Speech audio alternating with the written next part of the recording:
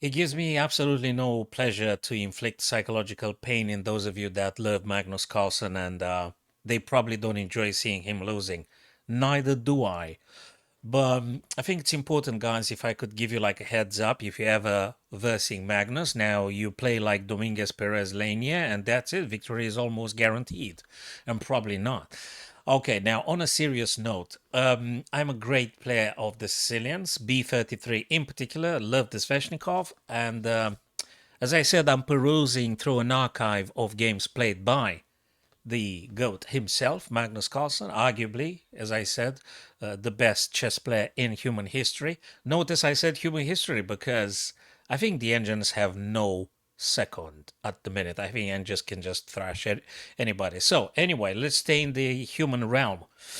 So, El Campeon, Magnusito, going to play the Sveshnikov. Dominguez gonna win. It is a blitz, though. That happened in 2019 in San Luis, blitz something. We always do chess competition. So now let's go. E4, C5, fine. Everyone is very much familiar with this. Knight F3. I'm not going to stop every single move to tell you guys probably things that you already know.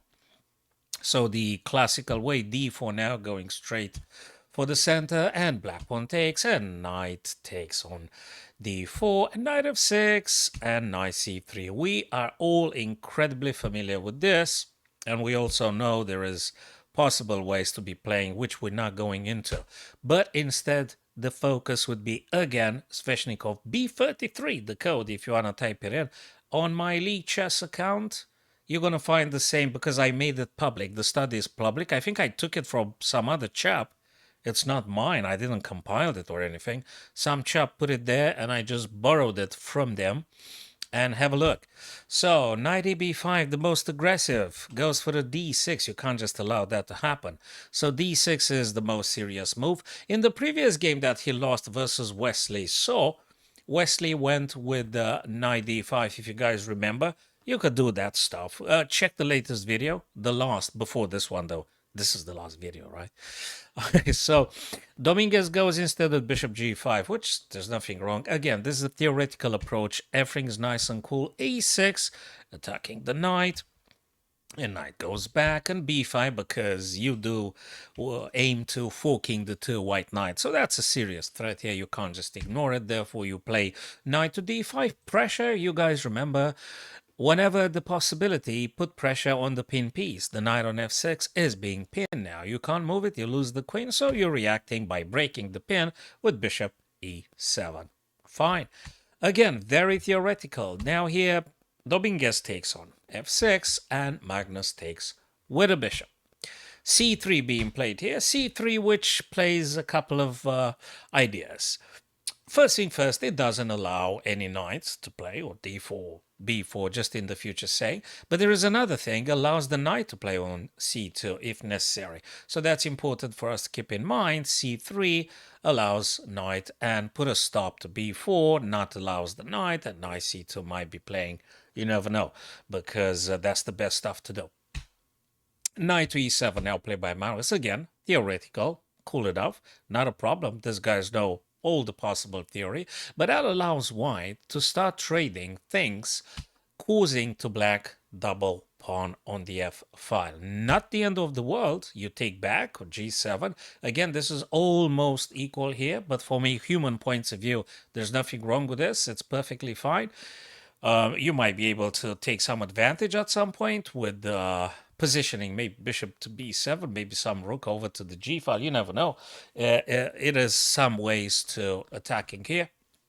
Also, maybe you're lucky enough to be pushing this guy down the board.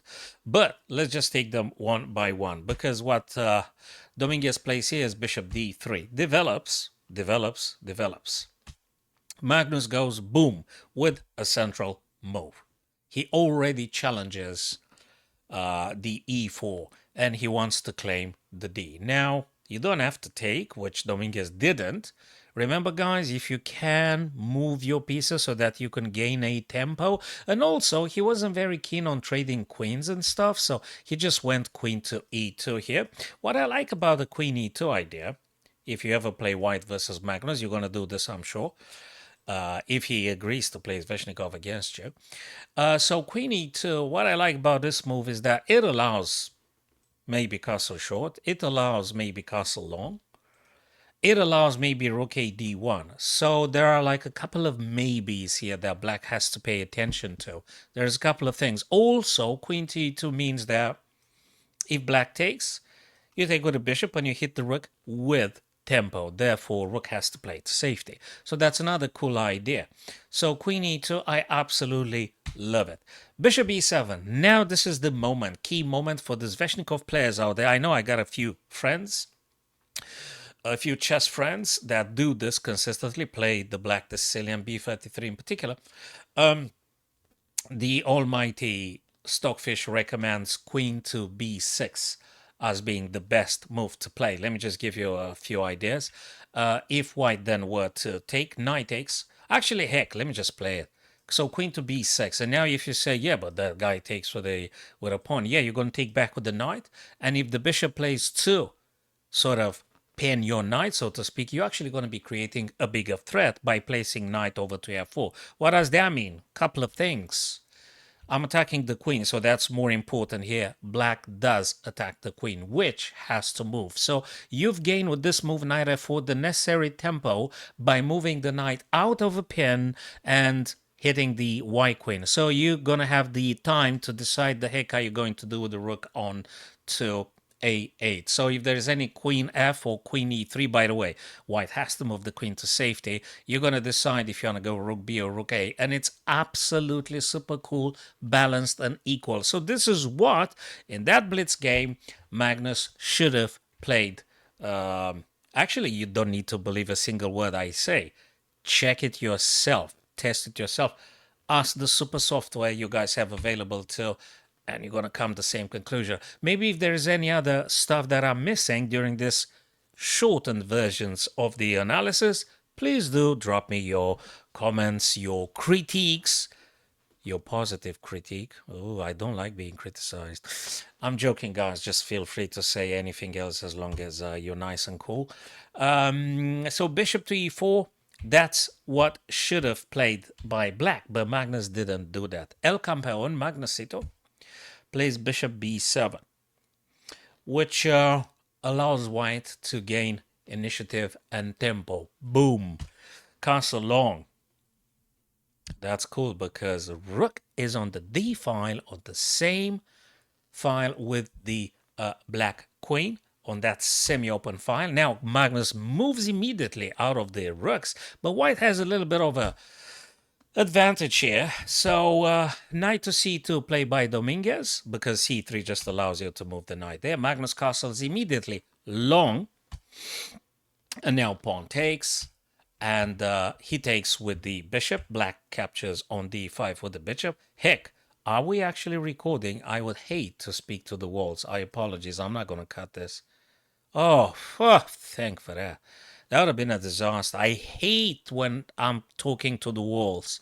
All right, so bishop takes on to d5. Now, if you want to pause it, guys, I'm sure you're going to fight as you're going to find, and you're going to fight as a super grandmaster that Dominguez Perez Leinier is. Knight to b4.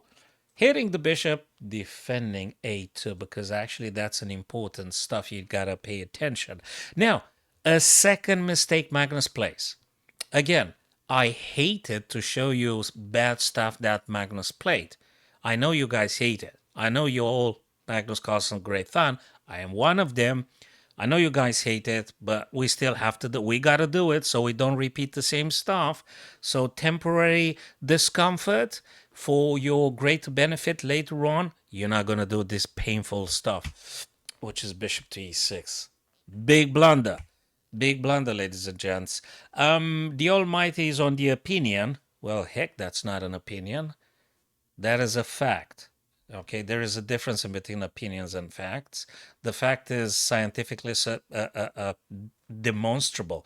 So bishop to b7 should have been kept here on this diagonal. It's absolutely paramount. And the difference is, after bishop goes to e6, actually Dominguez kills it with queen f3 immediately. What does that mean? Well, the queen wants to go here. And you got a problem. If king were to ever play here, we've got a disaster discover double check from everywhere. I think you already losing. So Magnus is in trouble now. There is no good moves at this stage. And he just continues. Sorry for that red paint excess everywhere. He pushes the A pawn, but I ain't mean a bloody thing because Dominguez goes with Queen A8. As you notice, it doesn't give me no pleasure seeing Magnus losing, of course, but I still do it.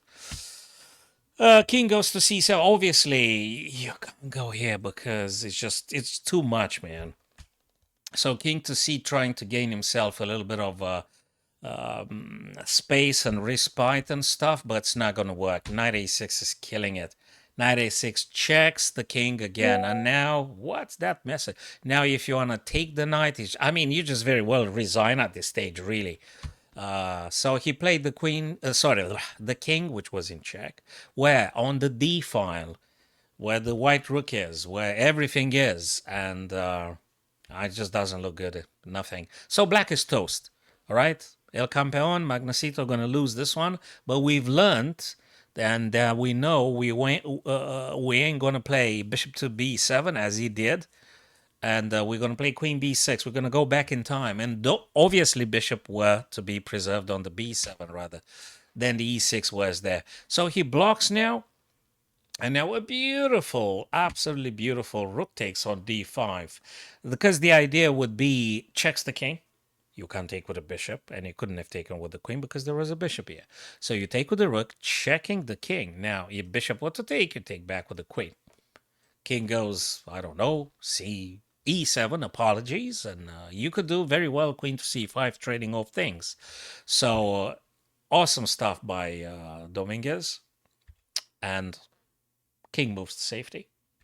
Now he takes the rook, and yeah, well, white is killing it here. That's it.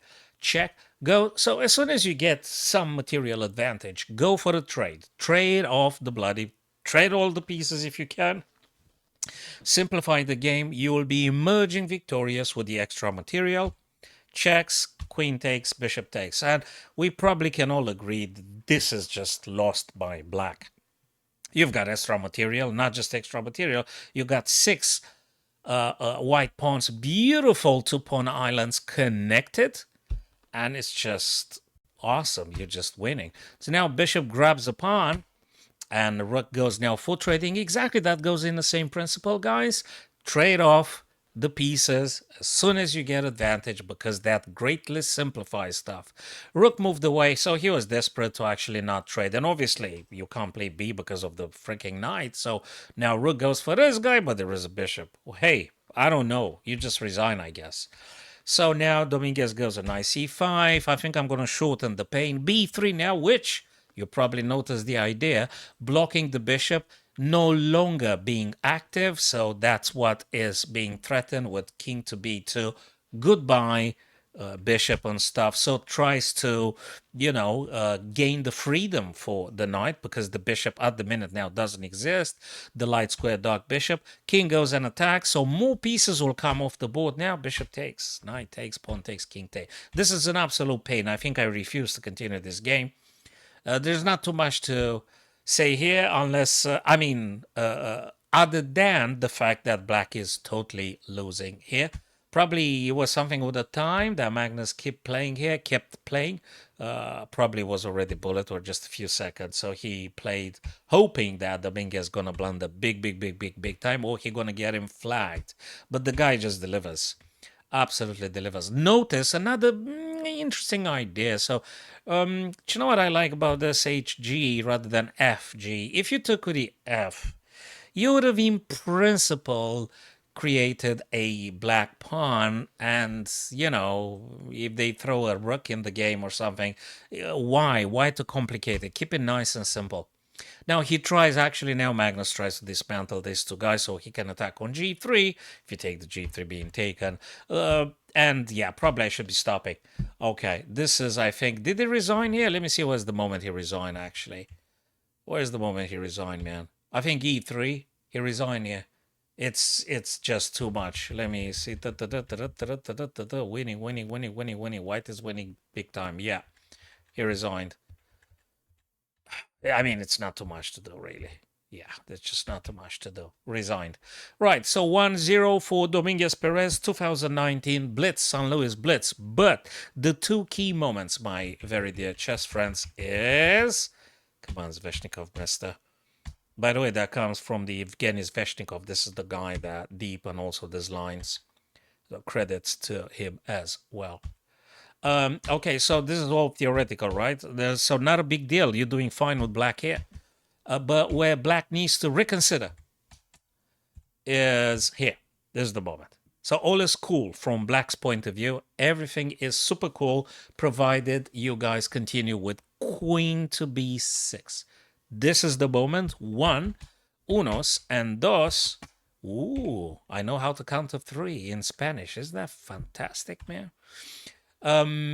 Bishop should have stayed on this diagonal. So this is the second critical moment, my dear Sveshnikov players. Sicilain Sveshnikov, keep the bishop on this, go with the bishop on b7, and keep playing. Yeah, it's a little bit of an edge for white, but the game is not quite finished yet. It's a lot of happening on the board, given the fact that there is this cool attacking idea, but b5 is kind of like hanging, right? So yeah, you can't push it straight away. Nevertheless, the bishop has to be kept on the a8 h1 diagonal, not e6, because that's the perfect invitation to disaster after queen f3. Declining eval gauge is categoric, absolutely categorical, going down for black. And if you got a strong, experienced, seasoned opponent, you're as good as dead, including El Campeon Magnusito here, lost with black. So thanks for watching, guys.